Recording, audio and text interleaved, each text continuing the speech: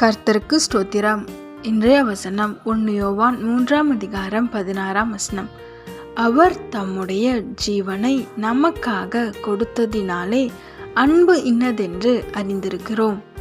1 யோவான் 3:16. அவர் தம்முடைய ஜீவனை நமக்காக கொடுத்ததினாலே அன்பு இன்னதென்று அறிந்திருக்கிறோம். இங்கே வசனம் ரொம்ப அழகாக சொல்லுது. அன்பை நம்ம எதில் அறிந்திருக்கோம் அப்படின்னா, ஏசப்பா நம்மளுக்காக மரித்து ஜீவனே கொடுத்தாரு தெரியுமா? அப்போ அந்த அன்பை தான் நம்ம அறிந்திருக்கிறோன்னு வேதவசனம் அழகாக சொல்லுது. இந்த உலகத்தில் யாரையாவது நம்ம நேசித்தாலோ இல்லை நேசிக்கிறவங்க சொல்கிற ஒரு வார்த்தை, என் உயிரை போலே உன்னை நேசிக்கிறேன், என் உயிருக்கும் உன்னை மேலே நேசிக்கிறேன், என் உயிரையும் உனக்காக தருவேன் அப்படின்லாம் சொல்லுவாங்க. ஆனால் அதெல்லாம் செய்வாங்களா கேட்டால் இல்லை. இதை ஒருத்தர் நம்மளுக்காய் செய்தார். நான் உன்னை நேசிக்கிறேன், உயிரே தரேன் அப்படின்னா கொடுத்தது ஏசப்பா மட்டும்தான்.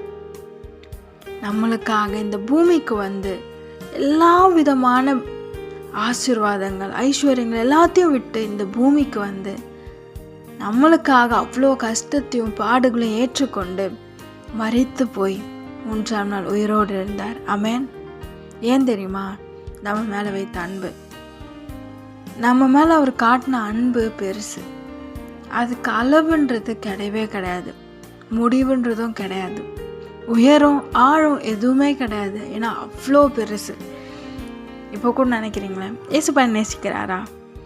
உனக்காக தான் மரித்திருக்கிறார், உன்னை அவர் நேசிக்கிறார், உனக்காக தான் உயிரோடு எழுந்தார்.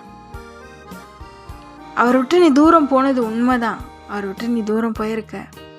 ஆனால் ஜீசஸ் ஸ்டில் லவ்ஸ் யூ. ஏசப்பா இன்னும் உன்னை நேசிக்கிறார், உனக்காக காத்துட்ருக்கார். அவர்கிட்ட வரமாட்டியான்னு வெயிட் பண்ணிட்டுருக்காரு. அவர்கிட்ட வந்துடுங்க, உங்கள் ஆசீர்வாதங்களை பெற்றுக்கொள்ளுங்க. புது வாழ்க்கை அவர் உங்களுக்கு தருவார், புது ஸ்டார்ட் அவர் தருவார். அவர் உங்கள் கூட இருந்து நடத்துவார். ஆமென்.